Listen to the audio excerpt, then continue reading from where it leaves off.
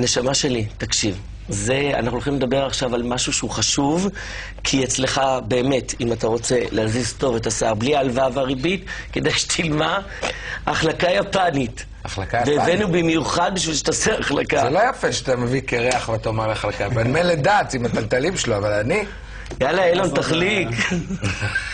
איזה מלך. הבאנו את רוני חתוקה, מעצב שיער ומומחה לשיקום שיער בהחלקות יפניות של, איך זה נקרא?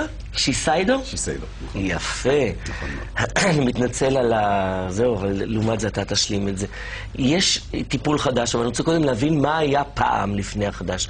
מה הייתה השיטה הישנה? השיטות הישנות הן למעשה שיטות שמטפחים את סוג השיער. אמנם השיטות הן טובות לשיער, אבל השיטה החדשה היא למעשה מכילה מרכיבים מאוד בריאים לשיער, ויש בהם חומרים בהחלקה הספציפית הזאת שהם למעשה המרכיבים שתורמים לבריאות השערה. זה נקרא ויטלוק 6. ויטלוק 6 זהו קומפלקס מרכיבים ייחודי שנוצרו במעבדות יפניות על מנת לשמר ולטפח שיער בריא, וכדי שזה יישמר לאורך זמן. למה קוראים לזה באמת החלקות יפניות? כי זהו מומצא ביפן? כי היפניות עם שיער חלק, עד כמה שאני זוכר, שיער חלק מאוד. יפניות יש להם שיער חלק, אבל הם גילו את הפוטנציאל למערביות, כדי שיהיה להם שיער בדיוק כמו של היפניות, ואז הם עבדו על חומר כזה שנשאר פרמננטי בדיוק כמו של היפניות. זהו, כי אנחנו, היותר המזרח תיכונים, אנחנו יותר מטולטלים, נכון? נכון, ובשביל זה הם גילו את הפוטנציאל של המערביות שמבקשות שיער מאוד מאוד חלק, ולצערנו ישנם נשים שמבקשות שיער חלק ומשתמשות בכל מיני מחליקים ובכל מיני עזרים כאלה. ששורפים את השיער. מאוד, כן. והמעבדות האלה הם פשוט פיתחו את המוצר על מנת לטפח ולתקן ולשקם את המראה של השיער. אז באמת ממה צריך להיזהר? מאיזה חומרים צריך להיזהר? לאו דווקא גם בחומרים, גם בדיאגנוזה של בעל המקצוע עצמו, כי למעשה ישנם חומרים מאוד מאוד זולים בכל השוק, וזה עניין מאוד מאוד פרוץ. ואם אנחנו מבקשים לעשות החלקה יפנית, צריך לגשת לבעל מקצוע טוב, מהימן, על מנת שהוא ייתן לך את הדיאגנוזה הנכונה, כדי לטפל ולטפח שיער שכזה. עכשיו, כל סוגי השיער יכולים לעשות את זה? כל סוג שיער שהוא בריא, איכותי וטוב, לעבור את הדבר הזה. לצורך העניין, שיער שהוא טבעי, שיער שהוא צבוע, שיער שהוא מובהר עד 40% פסים, יכול לעבור את ההחלקה היפנית, וכמובן צריך לעשות את דיאגנוזה והבחנה מדוקדקת כדי לקבל את התוצאה הרצויה. וכמה זמן זה מחזיק? פרמננטי, קבוע. קבוע? יענו, עכשיו אם לילה עושה החלקה, אתה עושה אותה... לילה עושה החלקה, יוצא לה חבל... לא רוצה להגיד לך על דת, כי זה היה מזכיר קצת את יגאל בשן אם היית. שמע, אולי תעשה החלקה, תהיה יגאל בשן כזה.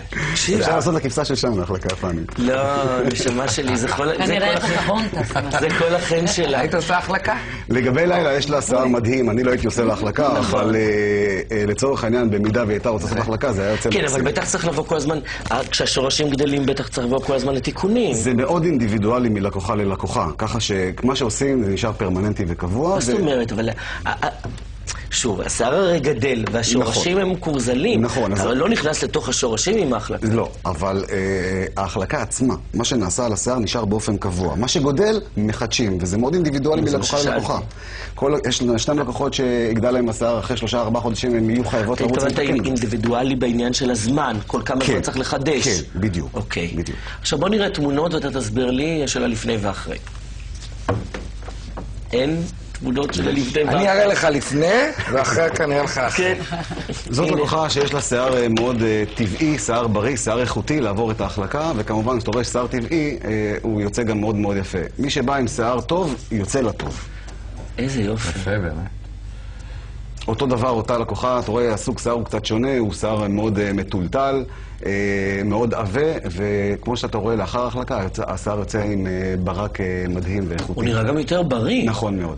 גם אותה לקוחה שבאה אליי, יש לה גם באיזשהו מקום גם גוונים קלים, וכמו שאתה רואה בתמונה השמאלית, זה יוצא חלק, מבריק, שטוח, והכי חשוב... מה, מגעצים להם את השיער? כן. השיער עובר תהליך של גיוץ לאחר ההחלקה, והחומר הזה הוא חודר לשיער באופן פרמננטי ומתקן אותה. איך בא לי? איך בא לי ואין לי במה? תעשה קשירה. תודה רבה לך, רוני.